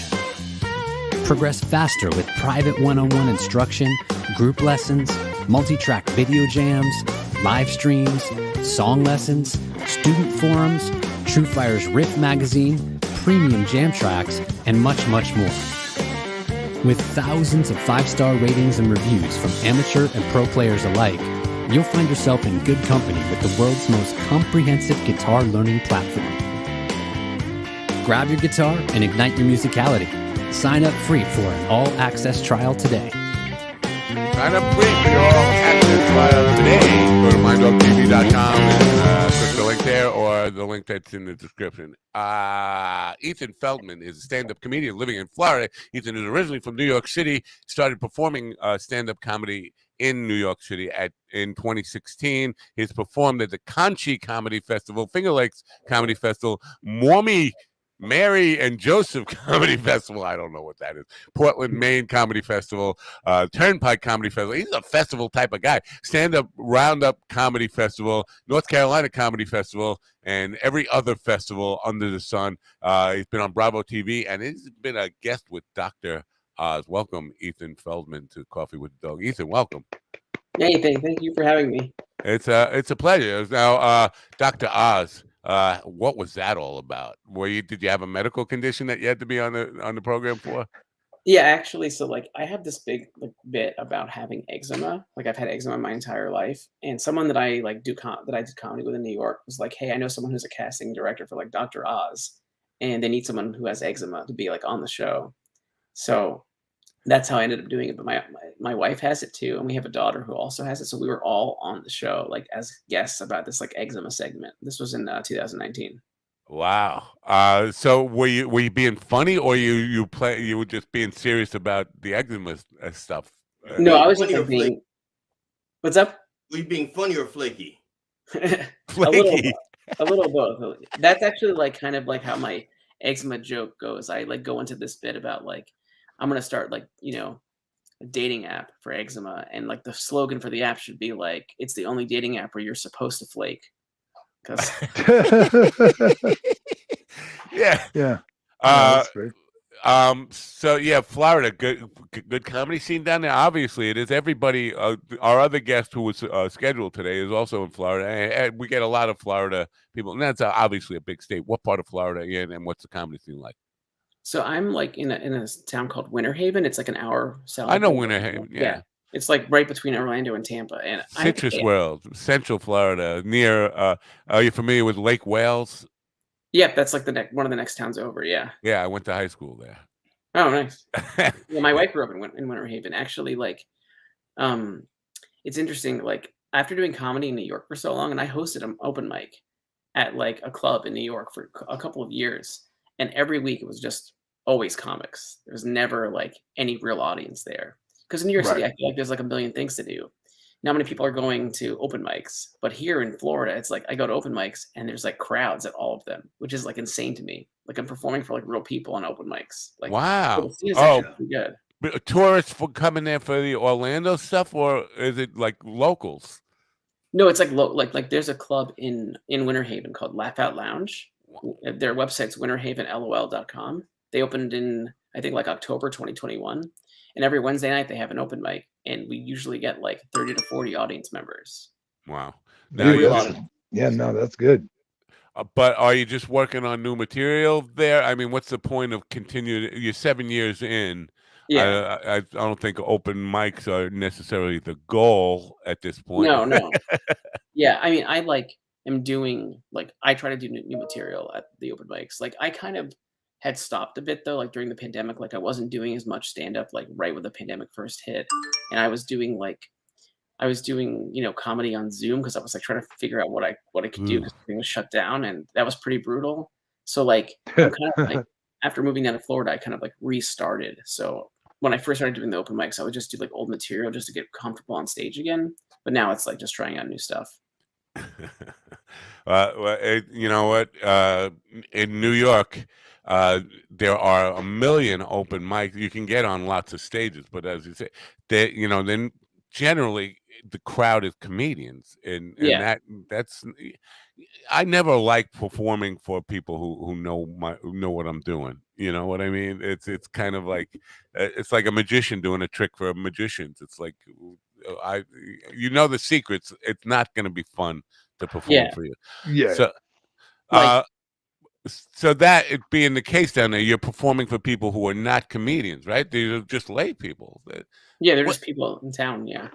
that's surprising to me because in Lake Wales, which is a couple of towns over from where you are, well, at least when I went to high school, that was a really non-happening town. There was no nightlife there whatsoever, Uh, and Yeah, but you keep forgetting, Matt, when you went to school, they didn't have history. So, I that's mean, true. it's, He was Yeah, history.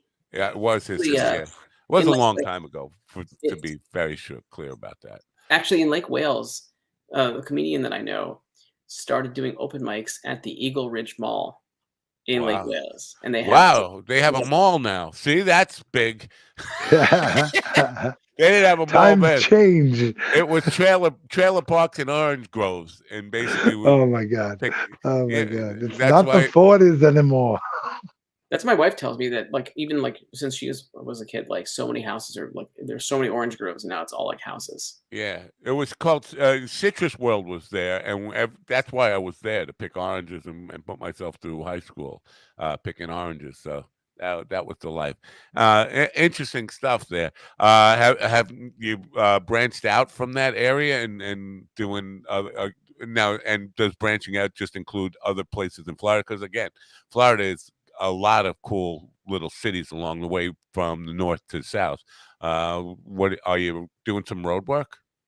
Yeah, I mean, I did do like the most recent comedy festival that I did was North Carolina. That was in Greensboro. That was in September. That was pretty. It was cool. It was at a comedy club in Greensboro, North Carolina, called the Idiot Box. Like that was pretty. This is the Idiot Box. Yeah, it was pretty fun. It was pretty fun though. And I have branched out in Florida. Like I started doing shows at like Lakeland, Winter Haven. Then I've been doing like I've done some weekends at the club. I've also done like Side Splitters, which is a club in Tampa, and there's one in New Smyrna Beach, Madcaps Comedy Club. That's like, for me, it's like a 3-hour drive Wow. each way, but it's worth it for getting in front of a new audience and getting on stage. Interesting. You got anything up coming up that you want to let people know about? Yeah, I'm gonna be performing. Let's put my calendar real quick on the 26th. I think it was like at 8 o'clock at the club in town. I'm doing a roast battle show. Roast battle. Nice. That's big down there. Joe Walters, who was on this program, he's in Pensacola, and he had the belt from the roast battle. They give you like a heavyweight belt, but you have to bring it back the next week, and you can lose it again. I was thinking once you go in and you win, you should get to keep the belt because that you could fucking hawk that belt. Yeah. It's got some, metal in it that is worth probably some money. So they should do that. Give it to the winner instead of making them bring it Yeah, back. but those belts are pretty expensive. I mean, even on the cheap side, you're talking like 150, 175 I know. for like the cheap ones. Yeah, I brought my brother a wrestling, like an AEW replica belt last year for his birthday, and because me and my brother are both big wrestling fans, and like even it was on Amazon, and it was still like $200, and it was still like that was like you said, a cheaper one. Right. Yeah. Somebody was talking about comedy festivals. Carlos Valencia, who Carlos is one of the funniest guys. He's way funnier than Tom Segura. He was talking about comedy festivals and the submission fees. Now, because I don't know anything about this. So you pay a submission for comedy festivals. You pay a submission fee to be considered. If they don't accept you, you don't get that back, right? That's a fee. And so they're taking tons of those in submissions. I'm sure like hundreds of people submit. They take that money and just bank it.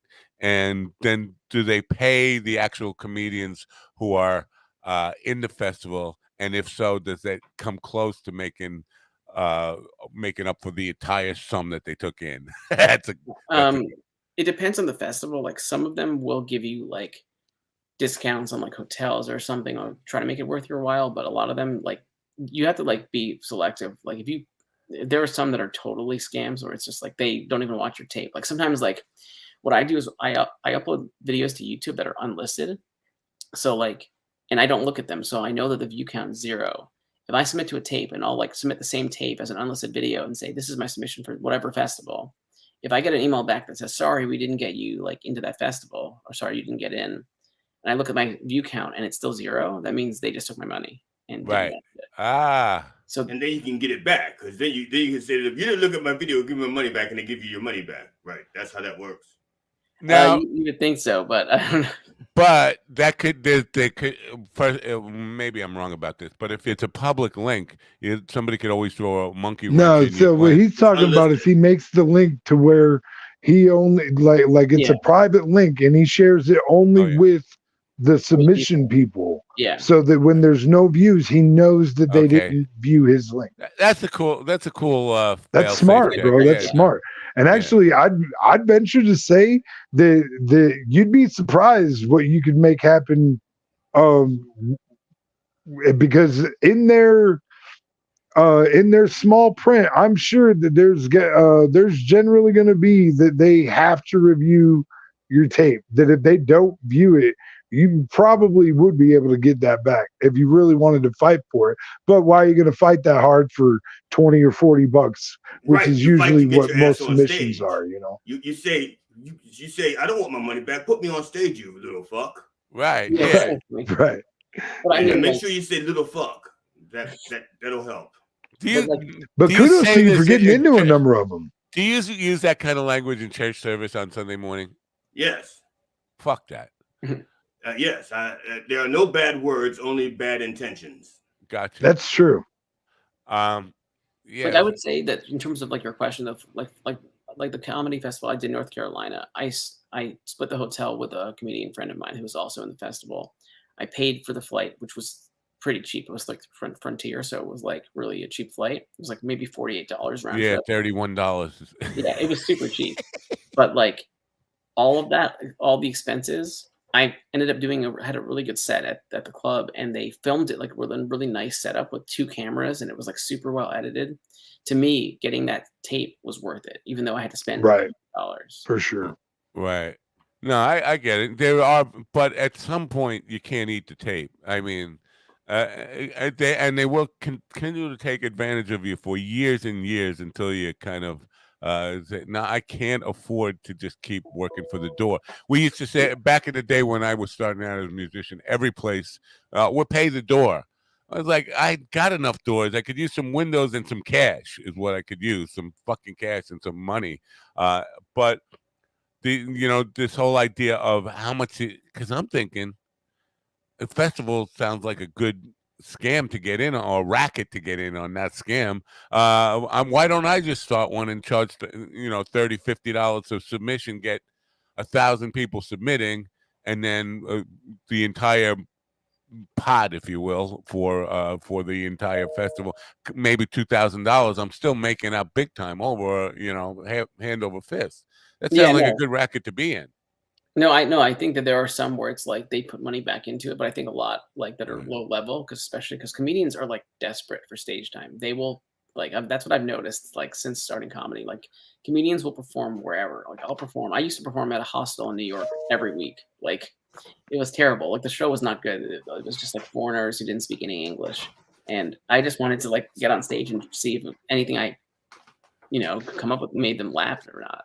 So Right. comedians are desperate for stage time, and I think that it's very predatory. Like there's in comedy there's a lot of like Fucking A. sketchy stuff like bringer shows, for example, where you have to bring a certain number of people or you can't get on stage. It's very common in New York if you want to perform at the club. I had to do that 30 years ago, and you had to bring 5 people, and This break just in, up. comedians are desperate. What? This just in, comedians are desperate. Breaking news. Yeah, breaking. Yeah. No, they're desperate because there are just too many of them for the number of stages and mics that are out there. And I know Florida has probably more mics than any place, but there are just too many comedians. We need to cull the herd a little bit on this kind of thing. Anyway, No, I mean in Florida though, like there aren't really any kind of bringer type shows like this. I haven't done any like that. Like in New Wow. York, like where you have to bring people, like you just do a showcase or something that someone sees you and they ask you to do it, or you send someone a tape and then you get on a show. Like it's I don't have to like worry about bringing people. I still try to promote it. Obviously, I want people to come out and support the club or the show, but I'm not like, oh, if I don't bring my 5 people, I can't perform. right. Oh yeah, well that was always now here. Frank Mugallo is running paid bringer shows, and I don't know. That feels like you're making money off your friends, then, right? Yeah.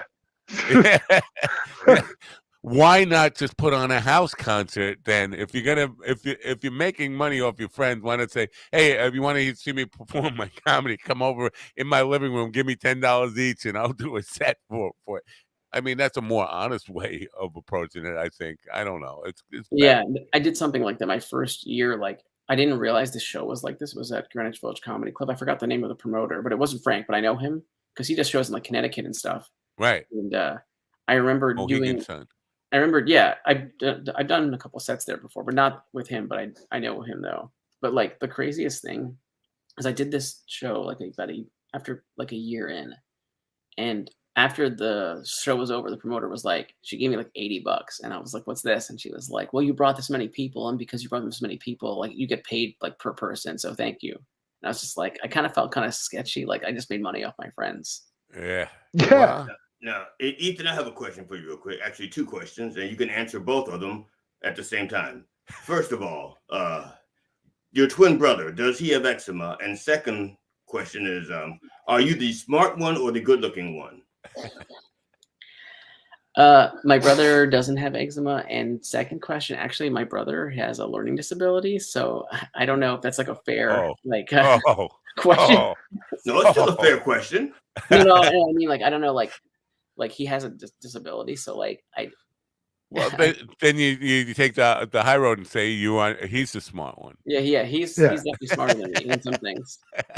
So you're calling your brother ugly? You're calling a special needs man ugly?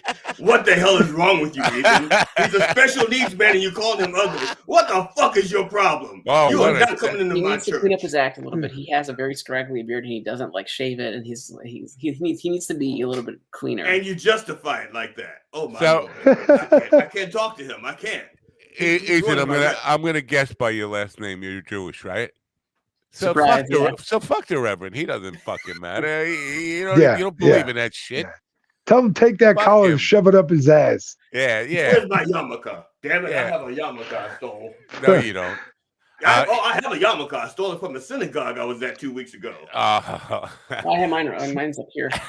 Speaking of yarmulkes, did you see that Steve-O has a new tattoo on his head? He got the Crash Test Dummy logo tattooed on the top of his head, like a yarmulke kind of.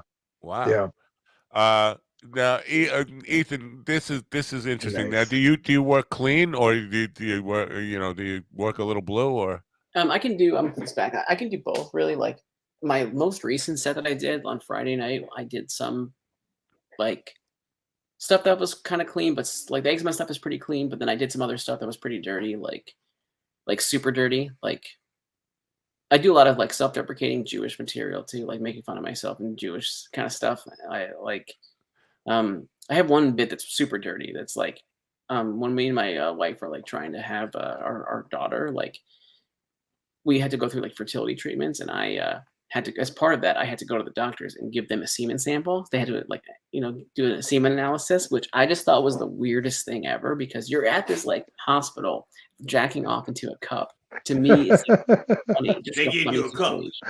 It's just a Tuesday for some of us, Ethan. Yeah. And they gave you a cup. I was like, what do you want me to do with this? Yeah, where do you want me to put this? And a free ball it, yeah. Actually, Will spends his days jacking off at like grocery stores and stuff, and libraries and wherever. So it's not really all that weird for him. Wherever masturbating is frowned upon, that's where I like to make it happen. So basically, daycare centers, elementary schools. I mean, I do try and keep it to a certain age limit. You know what I mean? Yeah, because if somebody catches me masturbating, I want them to be able to participate. Okay. Now, to be honest, Ethan, when he says age limit, he means he does not allow his sperm to age more than 2 days. I mean, that's true. I don't like to be full of sperm, because I think when I'm full of sperm, that's gay. You are very fertile for a guy with one nut, I have to say. I know, right? You're fucking telling me. Did you ever think child about support with Social Security checks? Did you ever think about the the vasectomy? Bro, so when I lost my nut, so you got to remember. So when I got shot, I literally just had a kid like 2 months before that, and there was another kid due in September, right? And I got shot in May, and I asked the doctor, knowing that I had a kid already and then I had another one on the way, I asked that doctor if they would just snip the other one while they were like, taking care of the wound to the other one. And he said, no, I'm sorry, we can't do that. It's not medically necessary. I'm like, motherfucker, I am 18 with 2 motherfucking kids. You're not telling me this shit ain't necessary. You know what I mean? And I thought about, I wish I knew what that doctor's name was, because I bet you I got a case to get this dude to pay at least a portion of the child support for the other 5 that happened afterwards. Or the person who shot like, you, remember how you said it wasn't necessary, asshole? Yeah, the person who shot you sued them for not taking out both nuts. Right. I know, right? Yeah, they needed to aim better.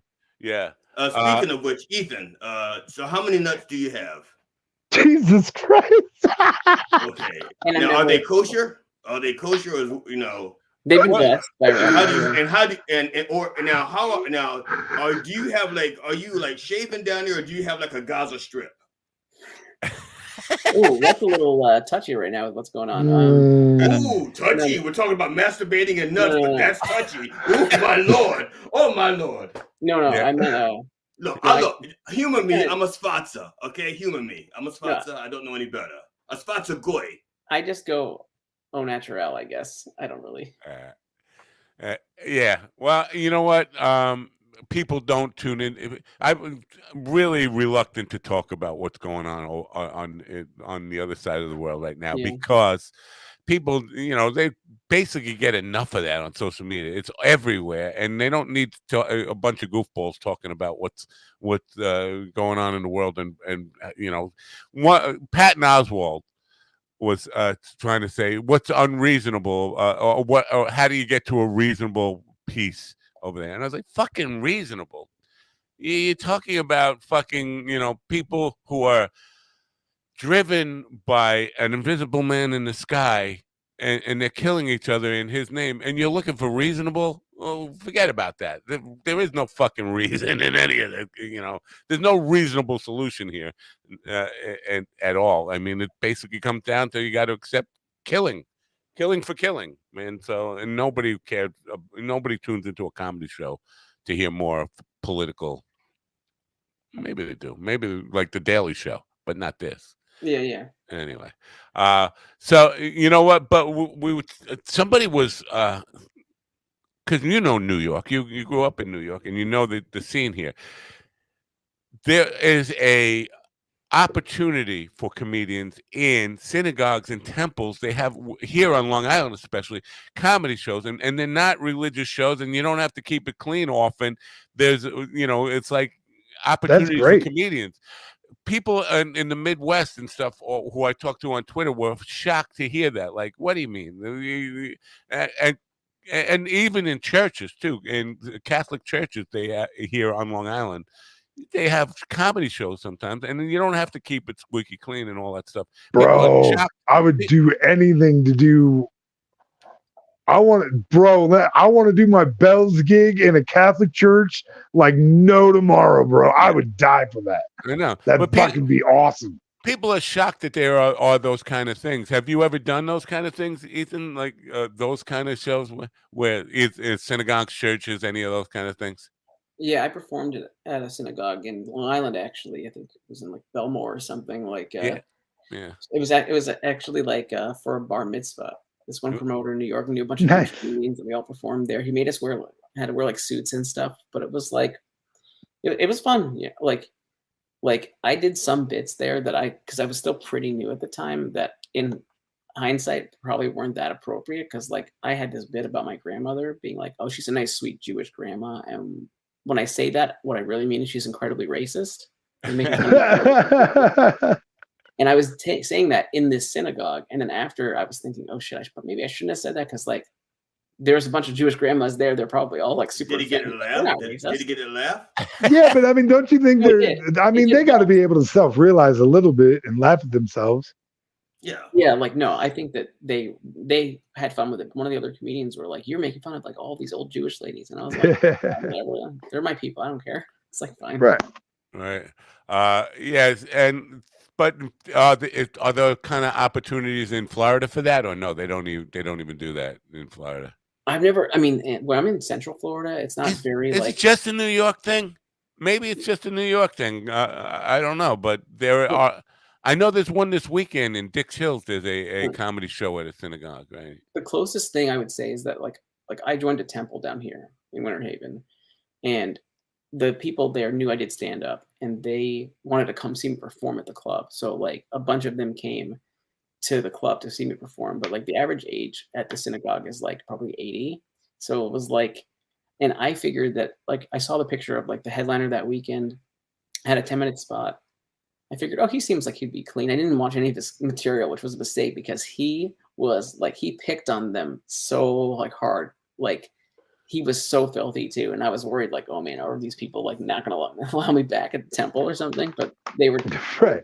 it, so it was fine. Ian says Jewish grandmas is a tough crowd. Imagine a amphitheater full of Jewish grandmas. It's your audience, your core audience. When people say the demographic they're going after, I've never heard anybody say Jewish grandmas.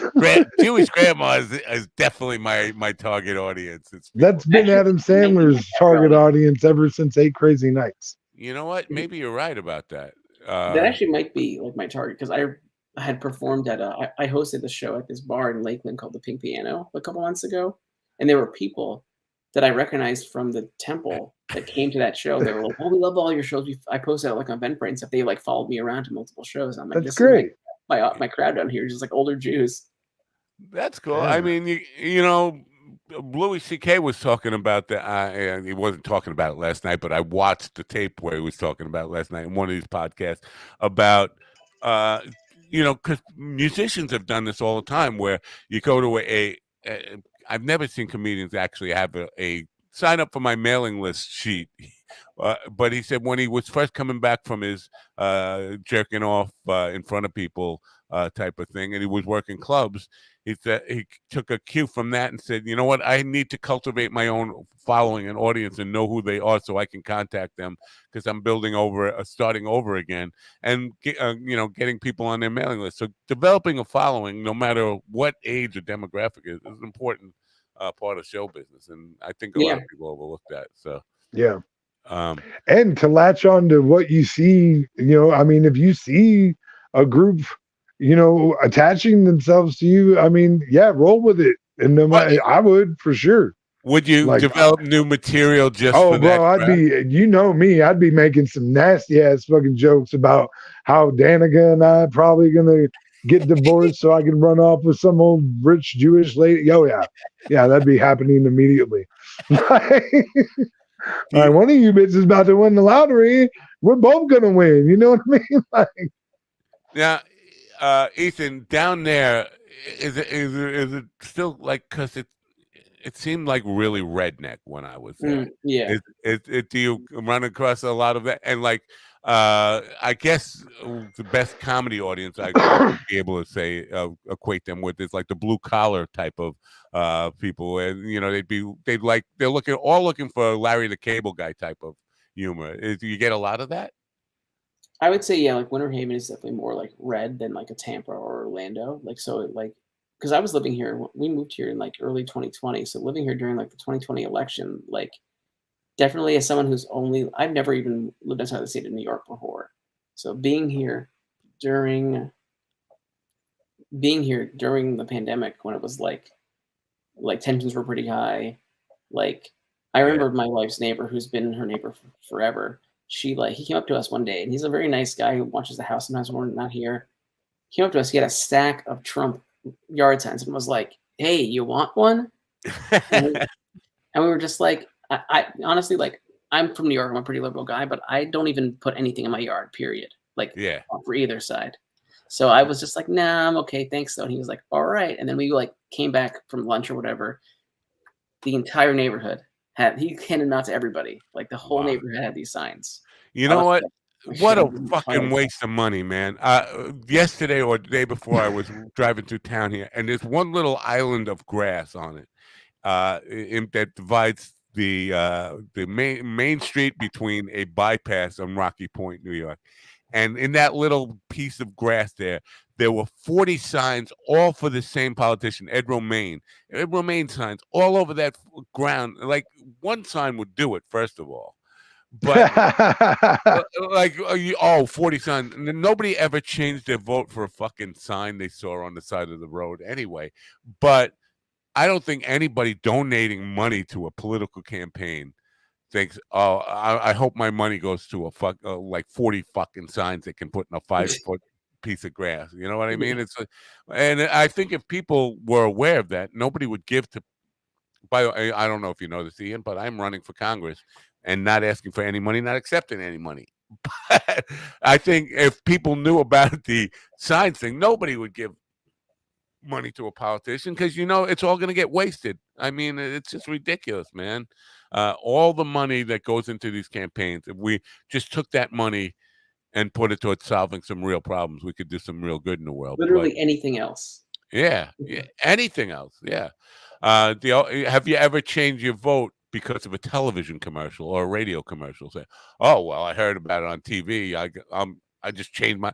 I was going to vote for Hillary Clinton, but I heard about Trump on television, so I'm going to vote for Trump. Like, yeah, those ads are so stupid how they are set up, where it's like in black and white. They're like, so and so did this, but did they really do this? And it's just like, oh, now it's in color for the other candidate. I don't know. Yeah. So EthanFeldman.me was .com taken. Was there an Ethan Feldman? And it was like a park domain, and like I tried to buy it, and it was like $1,000, and I was like, it's not worth that much. So I was like, no, I'll just find something else. That's I was going to mention that to you because I did see there's quite a few Ethan Feldmans when I first started to try to do some research on you, and also authors, historians, doctors, pharmacists, all sorts of. And so distinguishing yourself when your name is that common. Challenge is that a challenge?